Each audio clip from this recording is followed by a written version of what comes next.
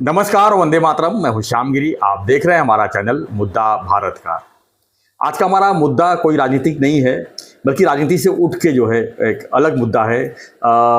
Friends, हम जैसा कि जानते हैं कि हम जब स्वतंत्रता सेनानियों की जब हम बात करते हैं, स्वतंत्रता में शहीद हुए लोगों की बात करते हैं, तो उन्हें एक इज्जत और आदर के साथ उनका सम्मान के साथ नाम लेते हैं। जैसे शहीद भगत सिंह, शहीद राजगुरु, शहीद सुखदेव, शहीद चंद्रशेखर आज़ाद। लेकिन क्या आप लोगों को पता है क्या कि शहीद का दर्जा हम तो लगा देते हैं, लेकिन ऑफिशियली शहीद उन्हें नहीं दिया गया है। अभी तक उन्हें शहीद का नाम नहीं दिया गया है।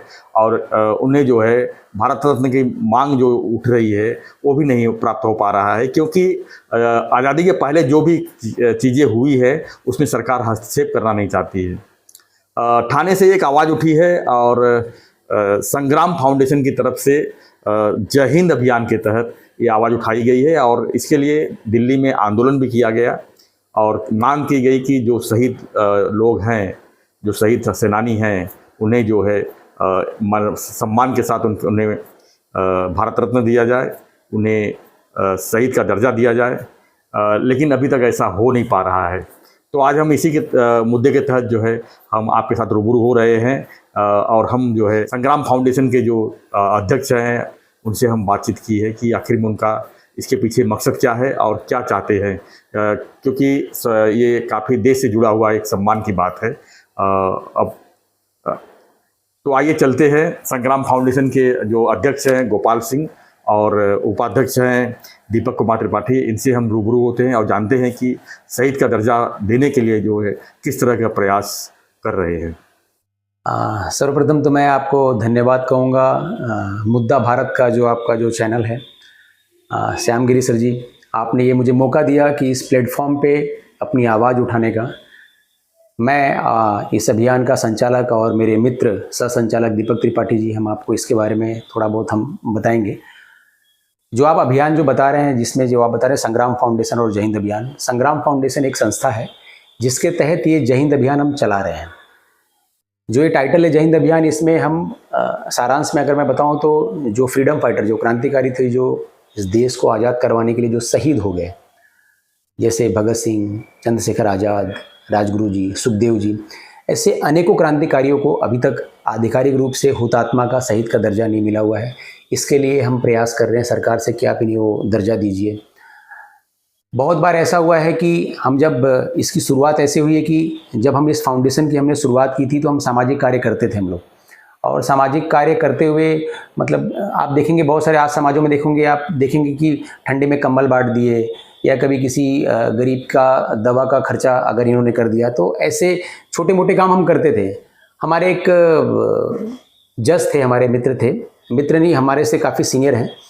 उन्होंने हमें बताया कि आप जो ये कार्य कर रहे हैं तो काफ़ी बढ़िया कार्य कर रहे हैं, लेकिन आपके लिए आपके कार्य इतने अच्छे हैं, कहीं ना कहीं कुछ ना कुछ अगर आप लोग क्रांतिकारियों के बारे में सोचेंगे तो अच्छा होगा। तो हमने उनसे पूछा कि ऐसी क्या बात थी कि मतलब क्रांतिकारियों के बारे में आप सोचने के लिए आप हमें बोले, जबकि आप एक अच्छे उच्च पद पे हैं। तो उन्होंने बताया कि किसी एक क्रांतिकारी के घर में किसी आर्थिक तंगी के कारण उनकी हालत काफ़ी दयनीय है और उससे वो निपट नहीं पा रहे हैं। तो हमने बोला ठीक है, आप बता रहे तो हम वहाँ पे जाते हैं और जाके देखते हैं। और वहाँ पे जाके हमने देखा और उसके माध्यम से हमने फिर बाकी के जो बहुत सारे क्रांतिकारी थे, जैसे मैंने अभी आपको नाम बताया, शहीद भगत सिंह, चंद्रशेखर आज़ाद, राजगुरु जी, सुखदेव जी, तो इन सबसे मिलने का मुझे सौभाग्य मिला।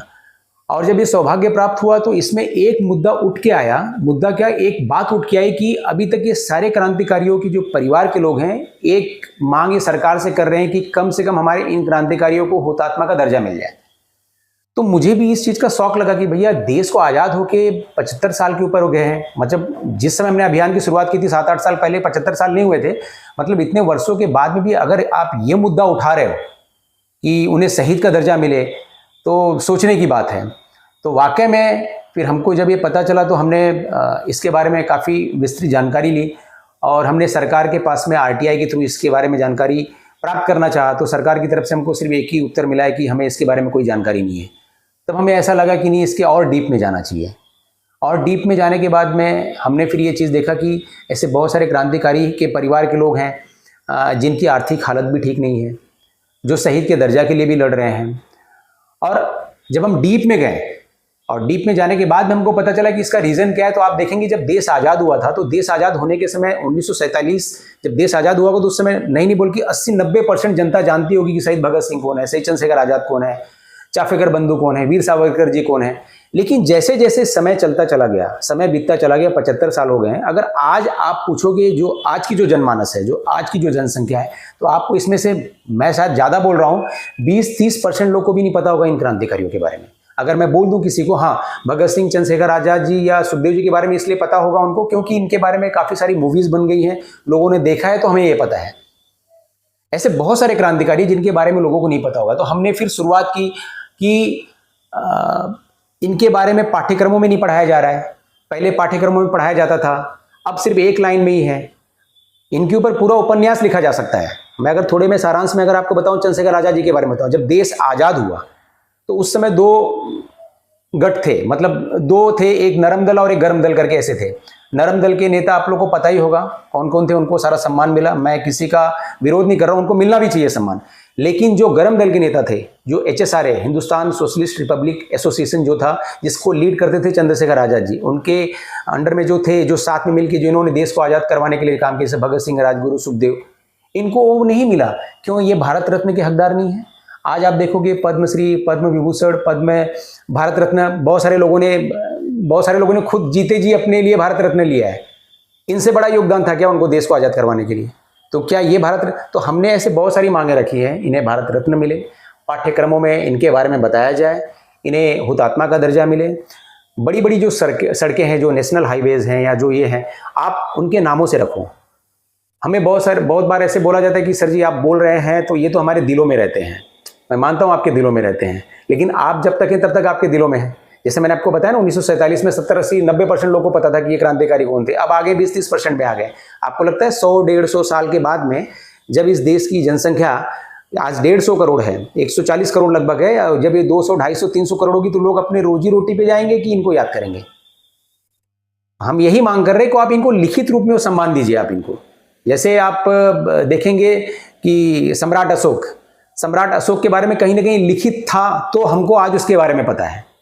तो ऐसे हमारी बहुत सारी मांगे हैं, हम सरकार से मांगे रख रहे हैं। और इस अभियान में हमारे मार्गदर्शक जो हैं मुकेश खन्ना जी, जिनको आप जानते हैं, भीष्म पितामह का जिन्होंने किरदार अदा किया है, वो हमारे साथ में है। हमारे जो इस समय के प्रेजेंट टाइम के उप मुख्यमंत्री माननीय श्री एकनाथ शिंदे साहब जी, जो हमारे प्रेरणा स्रोत हैं, वो हमारे साथ में हैं। ऐसे बहुत सारे IAS ऑफिसर हैं, बहुत सारे IPS हैं, बहुत सारे फिल्म जगत से भी लोग हैं। तो ऐसे हर एक तबके के लोग हमारे साथ जुड़े हुए हैं और इस अभियान को हम अपने उस चरम पे ले जा रहे हैं। धीरे धीरे इसके ऊपर हम काम कर रहे हैं। यही इसका सारांश है। और बाकी इसके बारे में विस्तृत जानकारी हमारे सह संचालक, क्योंकि हमारे बारे में अगर किसी से बात करना या किसी को अगर उसके बारे में पूरा विस्तृत बताना रहे, तो इसके लिए दीपक जी हमारे एकदम परफेक्ट है। ये आपको इसके बारे में। दीपक जी, इस अभियान के लिए आपने आंदोलन भी किया वहाँ पर जंतर मंतर में, तो क्या रिस्पॉन्स रहा सरकार की तरफ से? और क्या उम्मीद करते हैं कि ये जो शहीद का दर्जा को दिलाने का प्रयास जो आपका है, कितना सफल होगा? हम लोगों ने जो मोर्चा किया था, दरअसल वो ध्यानाकर्षण मोर्चा नाम से किया था कि प्रशासन का ध्यान अपने इन मांगों के प्रति आकर्षित कर सकें। लेकिन लगभग सरकार का रवैया उस समय उदासीन ही था। और ये जायज़ भी है, क्योंकि कोई भी सरकार, पॉलिटिकल पार्टी जब चुनाव लड़ती है तो अपना एक एजेंडा बनाती है और उस एजेंडे के तहत प्रयास करती है कि 5 साल में उन सारे कामों को किया जाए। अब ये उनके एजेंडे में तो है नहीं, और ये एजेंडे में इसलिए नहीं है कि 1947 के पहले की बातें हैं। 75 साल पहले की बातों को लोग एजेंडे में जनरली नहीं रखते हैं, या उसके पहले हमारा आंदोलन बहुत तीव्र होता तो संभवतः कोई पॉलिटिकल पार्टी इसे अपने एजेंडे में रखती। तो उनके एजेंडे में नहीं थी ये सारी मांगें, इसलिए संभवतः सरकार का रवैया उदासीन है। लेकिन हम निरंतर प्रयास कर रहे हैं। वहाँ की मीडिया ने भरपूर सपोर्ट किया, और कुछ ऐसे सांसदों से भी हम मिलते हैं जो माननीय सांसद हैं। उन्हें जब हम बताते हैं तो उन्हें आश्चर्यचकित होता है कि क्या सच में ऐसा है। और लिटरली जैसा गोपाल जी ने बताया कि बहुत सारे स्वतंत्रता सेनानी हैं जिन्हें लोग नहीं जानते, और उनके काम अगर आप उनकी कुर्बानियों के बारे में देखेंगे या उनके बलिदान के बारे में देखेंगे तो कहीं किसी अंश से कहीं भी कम नहीं है। मैं कुछ आपको नाम बताऊं, संभवतः आपने सुना हो कि नहीं मुझे नहीं पता। जैसे आज 3 तारीख है, 3 जनवरी, तो आज जयंती है जनरल मोहन सिंह की। जनरल मोहन सिंह आज़ाद हिंद फौज से संबंध रखते थे। नेताजी सुभाष चंद्र बोस से उनका डायरेक्ट संबंध था, और उस लड़ाई में उन्होंने अप्रतिम संघर्ष किया। बाद में वो राज्यसभा के सांसद भी बने। और मिजोरम की स्वतंत्रता सेनानी थी रोपुई लियानी जी, उनके बारे में कोई नहीं जानता। उनके पति भी महान स्वतंत्रता सेनानी थे और रोपुई लियानी जी का उनका निधन भी जेल के अंदर ही हुआ था अंग्रेजों से, उन्होंने भी घरघोर संघर्ष किया था। ऐसी तेलंगा खड़िया हैं, बिरसा मुंडा जी हैं, बाजी राउत जी हैं, फिर वीर गोकुल सिंह जाट हैं। बहुत सारे ऐसे नाम हैं ना जिनको लोग नहीं जानते। हमारे अभियान का एकमात्र उद्देश्य यही है कि इन लोगों को इनका सम्मान वापस दे दिया जाए, इतिहास में जो कुछ रह गया है, क्योंकि बिना स्वतंत्रता संघर्ष के और बिना इन नामों के हमारा संघर्ष का इतिहास अधूरा ही रहेगा। अब वो इतिहास को इनसे क्या चिढ़ थी इन नामों से, क्यों इनको दरकिनार कर दिया गया, ये तो हमें पता नहीं है और ये हम पता करना भी नहीं चाहते। हम चाहते हैं जो भविष्य में फिर से इतिहास की पुनर्रचना हो तो इनके संघर्ष को उसमें अंकित किया जाए। आपने इसके लिए आरटीआई भी डाला है, आपने कैलेंडर भी लॉन्च किया है कि इनके याद रखा जाए, तो क्या क्या है उस अभियान के बारे में बताइए। तो कैलेंडर ये जनरली हम छोटा छोटा प्रयास करते हैं सर। हम दोनों जन ना ऐसे किसी परिवार से नहीं आते हैं जो स्वतंत्रता संग्राम से जुड़ा हो, और ना ही हम लोग इतने बड़े उद्योगपति हैं कि अपने दर पे पूरे हिंदुस्तान में कोई समाचार फैला सके। तो अपने स्तर पे जो हमारे संपर्क में है 10, 20, 50 हज़ार लोग, जहां तक हम पहुंच सकते हैं तो वहां तक हम अपना प्रयास तो करते हैं। एक्चुअली अगर ये सरकार करे तो 140 करोड़ तक एक साथ पहुंच जाए बात। तो हम जो करते हैं, आप इसमें अगर गौर से देखेंगे तो ये देखिए, हर एक तारीख पे कौन से स्वतंत्रता सेनानी की जयंती है, किसकी पुण्यतिथि है, किसकी जयंती है, ये 1 जनवरी से लेके 31 दिसंबर तक दिखेगा। और इसमें जितने नाम हैं आप देखिए, जैसे जुलाई का है तो बलिदान दिवस है 2 जुलाई को आसिफ भट्टाचार्य का। फिर आप देखिए कल्पना दत्त 27 जुलाई, 28 जुलाई को रामेश्वर ठाकुर। ऐसे आप जाएंगे तो ये 3-3 नाम हमने रख दिए हैं ताकि लोगों का विशेष ध्यान जाए उन पे। शरद चंद्र बोस, पृथ्वी सिंह आजाद, कनकलता बरुआ, कौन जानता है इन लोगों को। आप किसी भी पढ़े लिखे इंसान किसी से भी बैठ के अगर डिस्कस करेंगे तो मुझे नहीं लगता कि कोई 10 मिनट से ज्यादा इन पे बात कर पाएगा। तो इसलिए हम प्रयास कर रहे हैं कि इस माध्यम से भी लोग कम से कम जागरूक तो हों। इसमें केंद्र में बीजेपी सरकार है, इससे पहले कांग्रेस सरकार थी, क्या लगता है उम्मीद की कौन सरकार क्या इसको साइडलाइन कर रही है या कि उनके सामने कोई मजबूरी है सरकार के सामने? देखिए, केंद्र सरकार की अगर आप बात करेंगे ना तो कांग्रेस की बात मैं इसलिए नहीं करूंगा क्योंकि कांग्रेस ने करना होता तो 1947 के बाद तो कमान उनके हाथों में ही थी।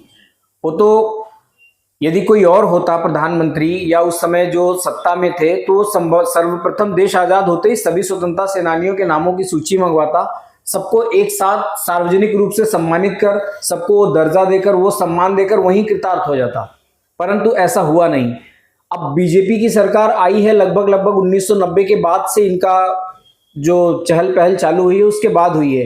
तो अगर कोई कर सकता है तो भारतीय जनता पार्टी ही करेगी, ऐसा हमें लगता है।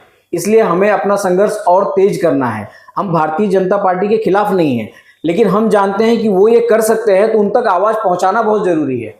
अब हम जैसे आम आदमियों की बात उन तक पहुंचाने के लिए थोड़ा तो जोर से बोलना पड़ेगा। तो शायद जंतर मंतर एक रास्ता हो सकता है या आपका चैनल एक माध्यम हो सकता है। ऐसे और भी मीडिया बंधु अगर सहयोग करें तो संभवतः बात वहां तक पहुंच जाए और इन लोगों को वो न्याय मिल जाए जो इन्हें मिलना चाहिए। आपने आरटीआई में डाला था, आरटीआई क्या जवाब आया? आरटीआई में हमने कई प्रश्न रखे थे कि शहीद का दर्जा किसे दिया जाता है, शहीद का दर्जा देने के मानक क्या हैं, भारत रत्न देने के लिए क्या क्या कैटेगरीज, उनकी योग्यताएं क्या हैं। तो इसमें बहुत ज़्यादा संतुष्टिजनक जवाब तो नहीं मिला। जैसे भारत रत्न में हमें कहा गया कि ये स्वतंत्रता प्राप्ति के पश्चात ये इसका निर्माण हुआ था, तो हम उसके पहले के लोगों को भारत रत्न नहीं दे सकते। तो हमारा ये कहना है कि आप अमेंडमेंट तो कर सकते हो। आपने खेल था ही नहीं, आपने सचिन तेंदुलकर जी को अमेंडमेंट करके दिया है।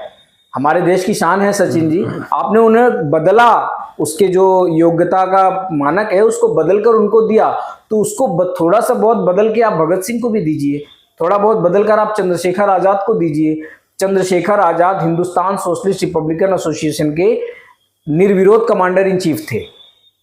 जब ये बनी थी तो उस समय ये लोगों ने भी आपस में चुनाव वगैरह होता है ना कि कौन बनेगा, तो सबने एक सुर में कहा था कि चंद्रशेखर आजाद हमारे नेता होंगे। और एकमात्र ऐसे क्रांतिकारी हैं आजाद जी जो 6 वर्ष तक लगातार सशस्त्र क्रांति करते रहे और जिन्हें पुलिस अंग्रेज पकड़ नहीं पाई।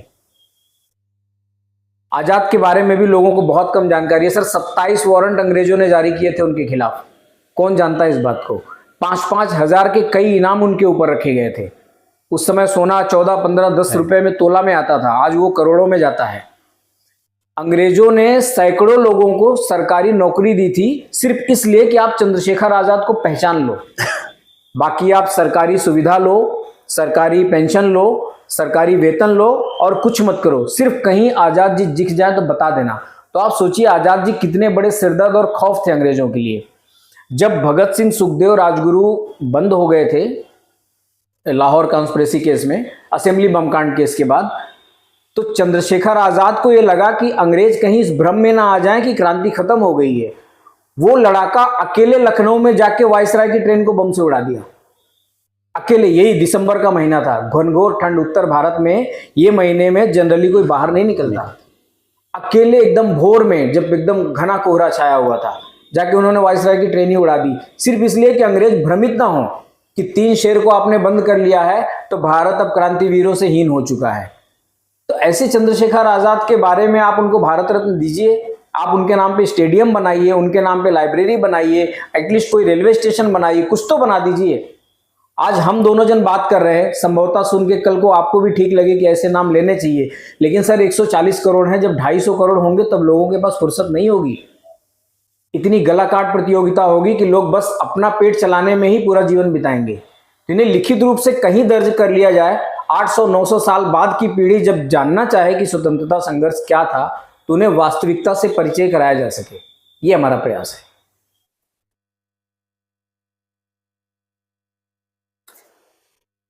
तो देखा फ्रेंड्स, ये थे गोपाल सिंह जी और दीपक कुमार त्रिपाठी जी, जो पूरे प्रयास में लगे हुए हैं कि किसी तरह जो है जो ये स्वतंत्रता सेनानी है, जो इन्हें जो शहीद का दर्जा हम देते हैं, लेकिन शहीद का दर्जा उन्हें प्राप्त नहीं, उन्हें शहीद का दर्जा दिया जाए, उन्हें जो है भारत रत्न दिया जाए, उसके लिए पूरी तरह से प्रयास में लगे हुए हैं। और हम चाहते हैं कि आप लोग भी जो है इससे जुड़िए और इनकी आवाज़ बनिए, ताकि सरकार जो है इस तरफ सोचे और समझे और उन्हें जो है न्याय दिए। क्योंकि आज अगर भारत देश की आज़ादी में कहीं ना कहीं अगर शुरुआत हुई है, तो भगत सिंह के कौन भुलाया जा सकता है, भगत सिंह को कौन भूलना चाहता है, चंद्रशेखर आज़ाद कौन भूलना चाहता है।